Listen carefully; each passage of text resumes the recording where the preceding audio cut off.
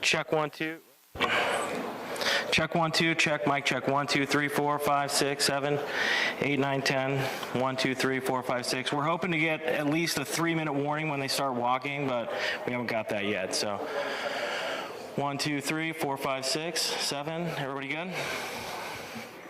1 2 3 4 5 6. Good.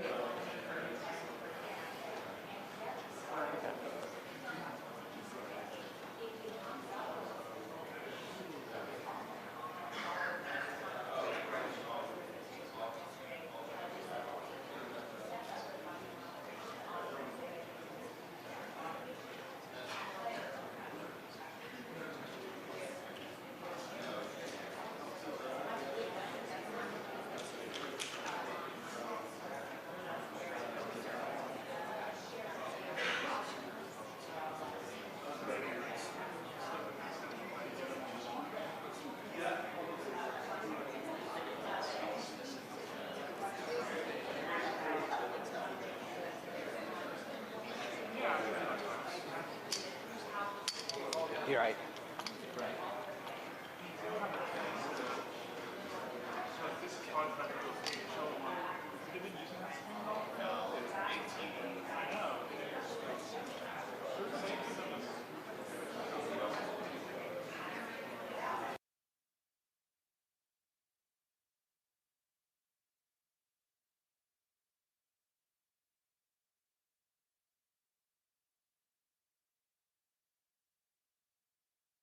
On that, but we'll do our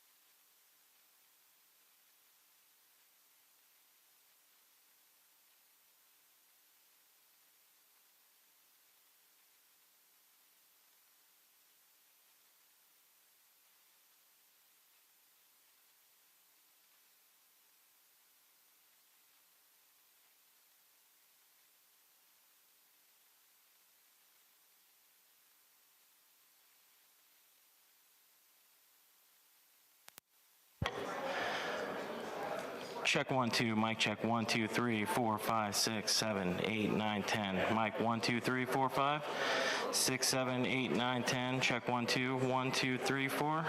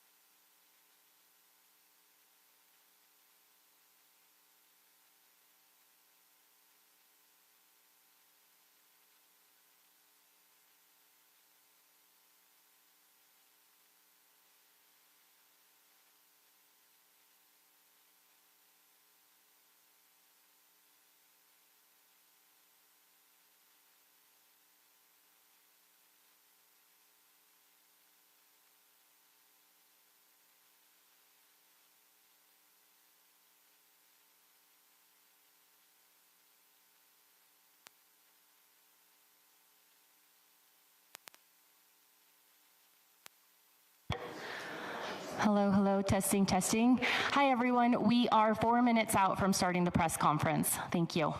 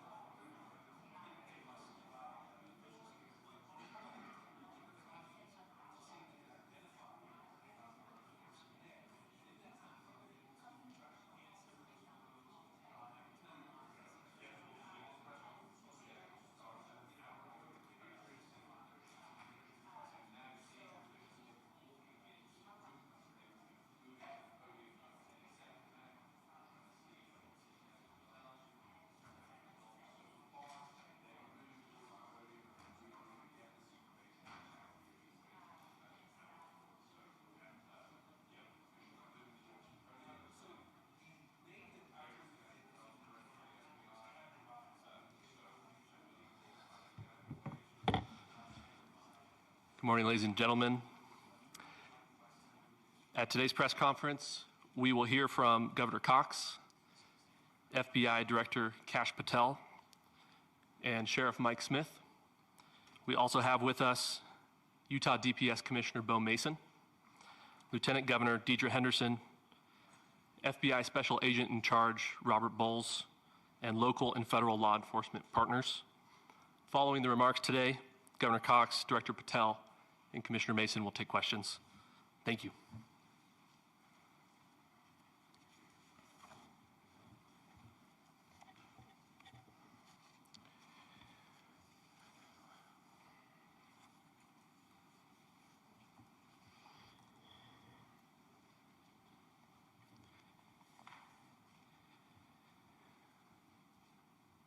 Good morning, ladies and gentlemen.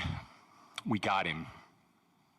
On the evening of September 11th, a family member of Tyler Robinson reached out to a family friend who contacted the Washington County Sheriff's Office with information that Robinson had confessed to them or implied that he had committed the incident. This information was relayed to the Utah County Sheriff's Office and scene investigators at Utah Valley University. This information was also conveyed to the FBI. Investigators reviewed additional video footage from UVU surveillance and identified Robinson arriving on UVU campus in a gray Dodge Challenger at approximately 8:29 a.m. on September 10th, in which he is observed on video in a plain maroon t-shirt, light-colored shorts, a black hat with a white logo, and light-colored shoes. When encountered in person by investigators in Washington County on September 12th, in the early morning hours, Robinson was observed in consistent clothing with those surveillance images. Investigators interviewed a family member of Robinson who stated that Robinson had become more political in recent years. The family member referenced a recent incident in which Robinson came to dinner prior to September 10th, and in the conversation with another family member, Robinson mentioned Charlie Kirk was coming to UVU. They talked about why they didn't like him and the viewpoints that he had. The family member also stated Kirk was full of hate and spreading hate. The family member also confirmed Robinson had a gray Dodge Challenger. Investigators identified an individual as the roommate of Robinson. Investigators interviewed that roommate, who stated that his roommate, referring to Robinson, made a joke on Discord. Investigators asked if he would show them the messages on Discord. He opened it and showed several messages to investigators and allowed investigators to take photos of the screen as each message was shown by Robinson's roommate. These photos consisted of various messages, including content of messages between the phone contact named Tyler with an emoji icon and Robinson's roommate's device. The content of these messages included messages affiliated with the contact Tyler, stating a need to retrieve a rifle from a drop point, leaving the rifle in a bush, messages related to visually watching the area where a rifle was left, and a message referring to having left the rifle wrapped in a towel. The messages also refer to engraving bullets and a mention of a scope and the rifle being unique. Messages from the contact Tyler also mentioned that he had changed outfits. I know there has been speculation as well as to the writing on those casings, those bullet casings, and I believe we have that as well. And I will share that with you now. So the area north of Campus Drive Road where the suspect crossed over, you saw some of that in the video that we released last night, consists of a grassy area with trees on the edge of the UVU campus. Investigators discovered a bolt-action rifle wrapped in a dark-colored towel. The rifle was determined to be a Mauser Model 98 30-06 caliber bolt-action rifle. The rifle had a scope mounted on top of it. Investigators noted inscriptions that had been engraved on casings found with the rifle. Inscriptions on a fired casing read, "Notices, bulges, capital OWO, what's this, question mark." Inscriptions on the 3 unfired casings read, "Hey fascist, exclamation point, catch, exclamation point." up arrow symbol, right arrow and symbol, and 3 down arrow symbols. A second unfired casing read, "Oh Bella Chow, Bella Chow, Bella Chow, Chow Chow." And a third unfired casing read, "If you read this, you are gay, LMAO." We are indebted to law enforcement across the state who has worked seamlessly together, local law enforcement, state law enforcement, and our federal partners with the Federal Bureau of Investigation. We're grateful for everyone who worked together in such a short amount of time to find this person and to bring justice. I want to thank the public who has been so engaged, reviewing videos, helping us with sending in tips, and helping us get to this point. I want to thank the family members of Tyler Robinson who did the right thing in this case and were able to bring him into to law enforcement as well. I especially want to thank the family of Charlie Kirk, Erica, Charlie's parents, his children. I want us to be thinking of them as we bring justice in this case. They will be involved in that justice. We will be working very closely with them as we move through this process as well. This is a very sad day for our country, a terrible day for the state of Utah. But I'm grateful that at this moment we have an opportunity to bring closure to this very dark chapter in our nation's history. With that, I will now turn the microphone over to the Director of the FBI, Kash Patel. Thank you, Governor. This is what happens when you let good cops be cops. The FBI and our partners are proud to stand here today together to bring justice to the family of Charlie Kirk and honor his memory. I want to express my deep gratitude to President Trump, the Vice President, and the entire White House who have been so incredibly supportive with both resources and just personally to the FBI as a team. They had our backs the entire way, and I just want to express my gratitude for giving us the resources we need to operate in this space to bring this sort of justice at this sort of speed. In 33 hours, we have made historic progress for Charlie. Governor Cox, our partnership has been absolutely incredible these last few days. Our partnership will endure. Your state and local partners, your sheriffs, your DPS community has been unbelievably impressive in the hardest of times.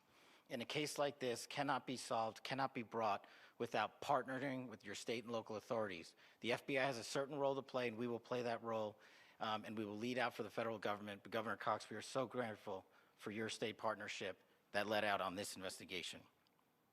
A little bit of the timeline. Charlie was shot at 12:23 p.m. on Wednesday. The first FBI agents arrived on scene in 16 minutes with chiefs of police at 12:39 and secured the scene. The FBI immediately launched fixed-wing assets. We utilized these assets to transport personnel, specialty technicians, hostage rescue teams. We also utilized these assets to go back and forth from the East Coast and here in Utah to transport forensic evidence and other evidence that will be analyzed and is being analyzed at our FBI laboratories in Quantico and other laboratories, including the ATF. At my direction, the FBI released the first set of FBI photos of the suspect at 10 a.m. local time on 9/11. Then, shortly thereafter, the FBI reward of $100,000 was released at 10:45 a.m. local. Myself and Deputy Director Bongino arrived on the scene at approximately 5:30 p.m. on 9/11. The governor led a press conference last night at approximately 8 p.m., where at my direction, the FBI released a never-before-seen video of the suspect. We also released new images to the public of the suspect. And just last night, the suspect was taken into custody at 10 p.m. local time. In less than 36 hours, 33 to be precise, thanks to the full weight of the federal government and leading out with the partners here in the state of Utah and Governor Cox, the suspect was apprehended in a historic time period. And I want to highlight what Governor Cox said. This would not have been possible without you, the media, and you, the public. That's why we went so public, so fast, and we're so transparent, and we're committed to that transparency. The crime scene, just a little bit there. It is a large crime scene. State and local authorities, along with federal authorities, process that crime scene quickly. And I even had the ability to walk through that crime scene and walk through the steps the suspect took to learn more about what was needed and what resources we needed to bear to create a full picture for the FBI and leadership back in Washington. Furthermore, thankfully to state and local partners, forensic evidence has been seized and continues to be garnered. Forensic evidence has already been evaluated at FBI laboratories in Quantico and state and local authorities here. We will continue to process evidence as we see it, as we collect it, and we will continue to deliver it to Governor Cox and his team. Last night, we had a total of approximately 7,000 leads. As of this morning, thanks to your great work, we have over 11,000 leads that were called in to the FBI. And we are running out every single lead that we can. Every one of those leads will be run out. The arrest is a testament to the dedication of good law enforcement being great and partnerships in law enforcement, which I've tried to highlight as my tenure as the director of the FBI. There is no better relationship for law enforcement than the FBI to partner with state and local authorities, and you've seen it here in these last few days. The FBI Salt Lake Field Office, along with our offices in LA, Phoenix, Denver, San Antonio, Las Vegas, Pittsburgh, Buffalo, our headquarters component in Quantico, all participate in the FBI. I want to express my deep gratitude to the employees of the FBI, the men and women, the evidence response team tacticians, the special operators, the agents, the support staff. You have done monumental work in historic time when the public, who had a right to demand such an expeditious solving of an investigation, the FBI answered that call diligently, critically important to our nation, and we delivered. And I'm proud to be their leader, and I'm proud to be the director of the FBI. This is very much an ongoing investigation, as the governor said, and we will continue to work with state and local authorities to develop the investigation, to provide them the evidence they need for their ongoing prosecutions, and we will be here to answer every call they absolutely have, as long as it takes, for as long as we need to find and apprehend whatever suspects were involved in this crime. Lastly, to my friend Charlie Kirk, rest now, brother.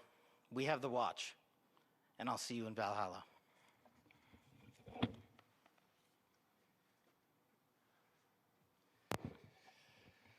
Thank you, and good morning.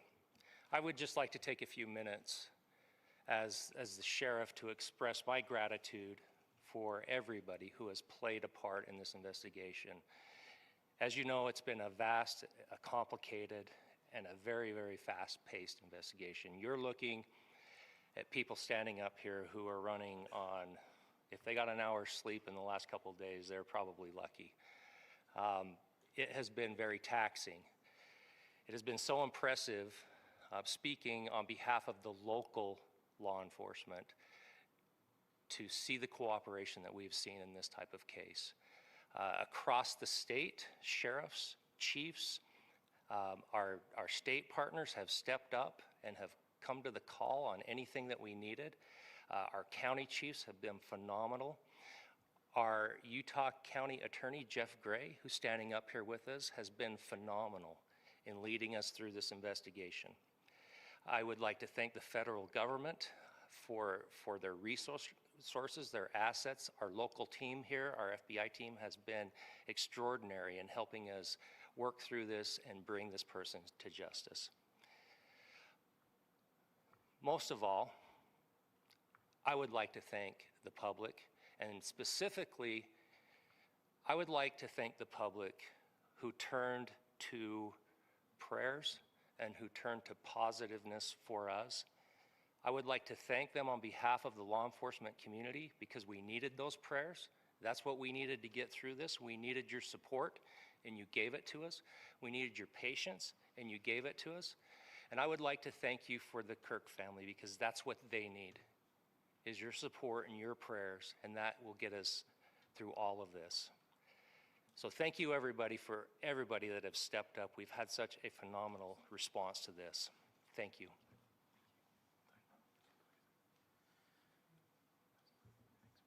I also want to give a special thanks to the Attorney General and the Department of Justice. Their unwavering support and their commitment to justice is shown true here.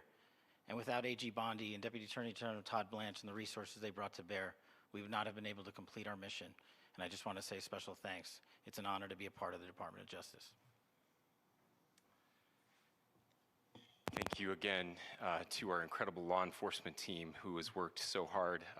Sheriff, I got a solid 90 minutes last night, so I'm probably the most well-rested person up here.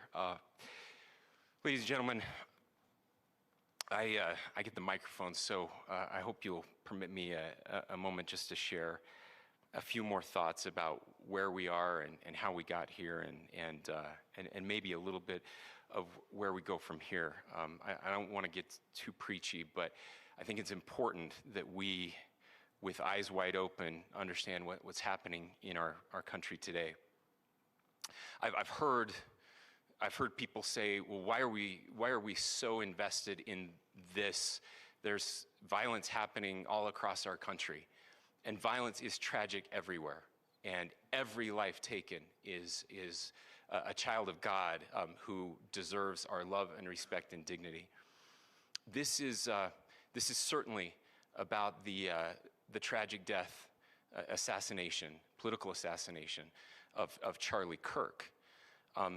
But it is also much bigger than an attack on an individual.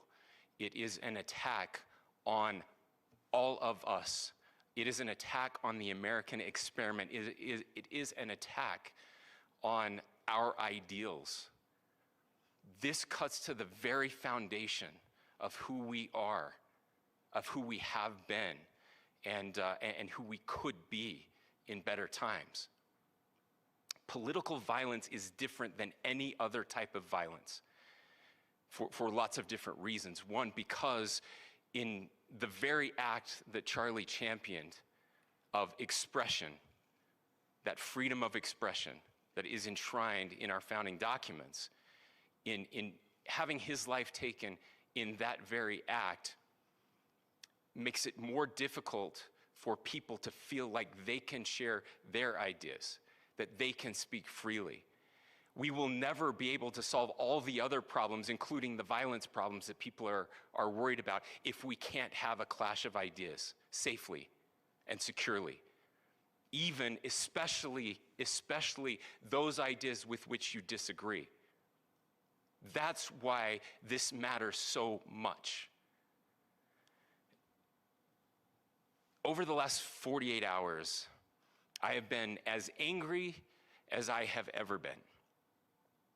As sad as I have ever been. And it was, as anger pushed me to the brink, it was actually Charlie's words that pulled me back. I'd like to share some of those. And specifically right now, if I could, I need to talk to the young people in our state, in my state, and all across the country. As President Trump reminded me, he said, you know who really loved Charlie? The youths. And he's right. Young people loved Charlie, and young people hated Charlie. And Charlie went into those places anyway. And these are the words that have helped me. Charlie said, when people stop talking, that's when you get violence. He said, the weak can never forgive. Forgiveness is the attribute of the strong. The only way out of the labyrinth of suffering is to forgive. Welcome without judgment, love without condition, forgive without limit. He said, always forgive your enemies. Nothing annoys them so much. A few months ago, I referenced this last night, Charlie posted to social media, when things are moving very fast and people are losing their minds, it's important to stay grounded. Turn off your phone, read scripture, spend time with friends, and remember, internet fury is not real life. It's going to be okay. He again said, when you stop having a human connection with someone you disagree with, it becomes a lot easier to commit violence. He said, what we as a culture have to get back to is being able to have a reasonable agreement, where violence is not an option. Now, again, to my young friends out there, you are inheriting a country where politics feels like rage. It feels like rage is the only option. But through those words, we have a reminder that we can choose a different path. Your generation has an opportunity to build a culture that is very different than what we are suffering through right now. Not by pretending differences don't matter, but by embracing our differences and having those hard conversations. I think we need more moral clarity right now. I hear all the time that words are violence. Words are not violence. Violence is violence. And there is one person responsible for what happened here. And that person is now in custody and will be charged soon and will be held accountable. And yet, all of us have an opportunity right now to do something different. I want to thank my fellow Utahns.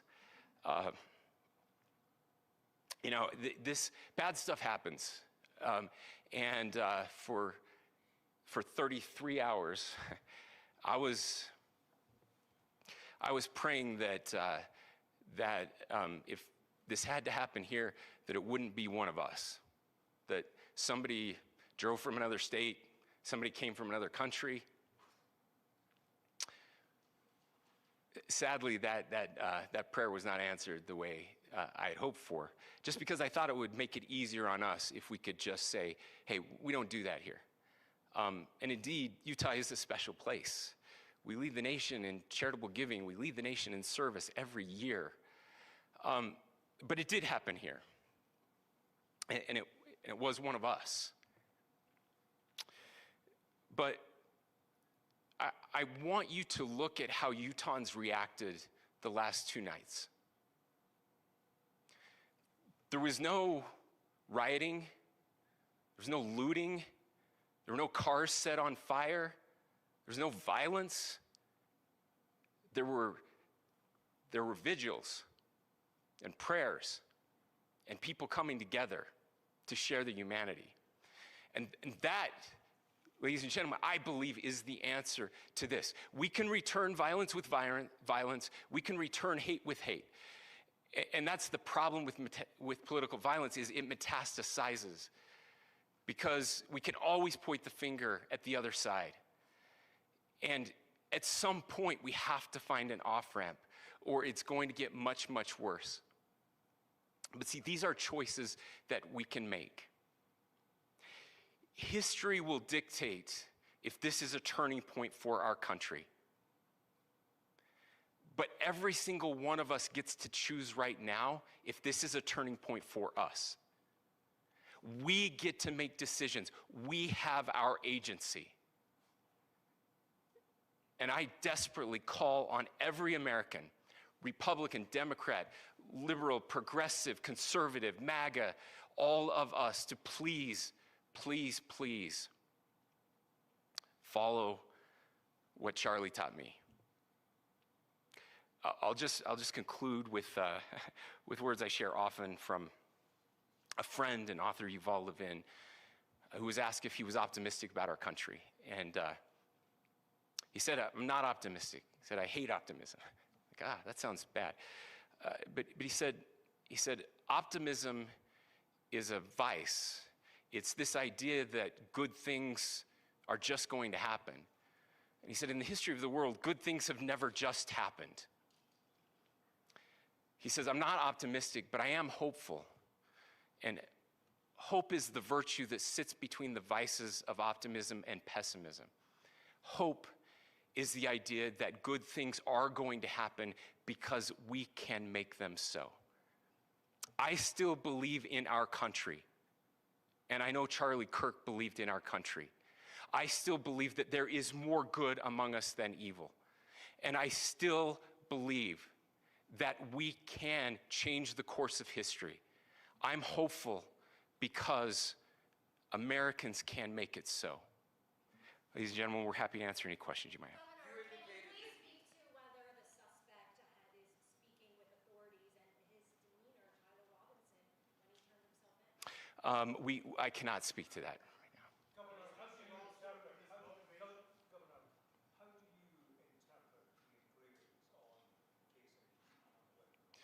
Well, I will leave that up to you to interpret what those engravings mean. I think the clearest one that says "catch fascist," there's not, and by the way, that's like catch like a ball, catch this. That's I think that speaks for itself. Governor, you indicated that he had been communicating. Please. Talk about this level of hatred that this person expressed. Beyond that, is there anything in your view that you discovered that may have radicalized or changed him to prompt him to commit such a horrific? There's nothing more that we can share at this time. Governor, you indicated that he had been communicating with a friend on Discord about the gun. Do you anticipate any more arrests? We do not at this time have any information that would lead to any additional arrests. Do you believe he acted alone? Yes, but the investigation is ongoing. How he came into custody of police and where he is right now? Yes, so right now, Mr. Robinson has been booked into the Utah County Jail. You heard the president this morning report that he was taken into custody, that his family and a friend helped to deliver him into custody of law enforcement in Washington County. For those of you that don't know where Washington County is, it is the southwesternmost part of the state of Utah. It's about a 3.5 to 4 hour drive from here, where we are right now, and that's where he lived and where they turned him in. Please, go here. I can't share any more than what I've already shared. Yeah.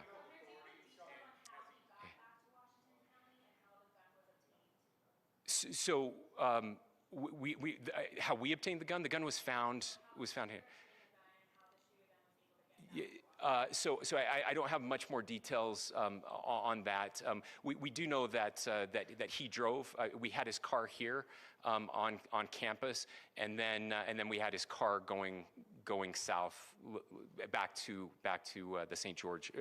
It's actually the city of Washington in Washington County. Is he talking with authorities and did he discuss a motive? I'm sorry? We don't have any information that would lead us to believe that. Yes, in fact, it was just released. Yes. I can't answer that right now. Yeah, thank you. Over here.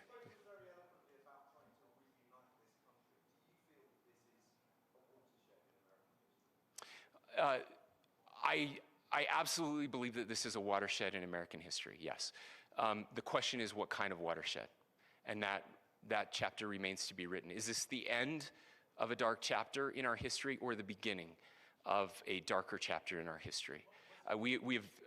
Look, I mean, if you look at true political assassinations in this country of someone of this stature, this feels a lot like the late 60s, and having one so gruesomely displayed on camera in all of our hands and in all of our pockets. We are not wired as human beings biologically, historically. We have not evolved in a way that we are capable of processing those types of violent imagery. And by the way, we've seen another one with a gruesome stabbing very recently that went viral. This is not good for us. It is not good to consume. Social media is a cancer on our society right now. And I would encourage people to log off, turn off, touch grass, hug a family member, go out and do good in your community. That is happening, and it's happening organically right now. I had a friend in a small city in Utah who said, we're getting together, the Republicans and Democrats in my little town are getting together to have a discussion last night, just to find a way to find their better angels. So yes, this could be, I mean, again, you have to go back to JFK to have seen a video live of something like this happening. I wasn't born until 1975, but I know that things were really dark in the late 60s. Sorry to some of you. I know some of you were there. This is our moment. Do we escalate, or do we find an off-ramp? And again, it's a choice. It's a choice, and every one of us gets to make that choice. Two more questions right here. Could we clarify that the release of those enhanced images at 8 p.m., the timeline that Director Patel gave us, led to the arrest at 10 p.m.? Is there a direct connection between those two events? I cannot comment if there is a direct connection or not, but all I can say is that through some process, the family came to know that this had happened. One more thing, Governor. Could you just clarify the clothing issue you mentioned earlier? Was he changing outfits? Correct. Yes. So when he's first spotted on campus, he has different clothing on, and then he changes clothing on the roof, and then changed back into that clothing at some point, so that when he was apprehended, when he was arrested, the clothing matched the clothing he had on before the shooting here at UVU. Last question here. Yes. Suspect was from Utah. Can you kind of tell us a little bit more about where, and was he a student here at this university, and is there any history of mental illness? Yeah. So I don't have any information on the mental illness part. He was not a student here at UVU. He was living and had lived for a long time with his family in Washington County, in the southernmost part of our state. Thank you, everyone, for your great work in getting this information out. I would just say, process-wise, this may be important. I know many of you aren't familiar with the process in Utah. I think it's important that you understand that. Basically, we have 3 days for charging documents to be filed. A CI will be filed. We'll have more information then, more detailed information, as those charging documents are filed in preparation for a preliminary hearing. So 3 days. So we would anticipate then that early next week those charging documents will be filed. We will obviously be working. The county attorney will be working very closely with Mr. Kirk's family as those documents and decisions are prepared and made. Thanks, everyone.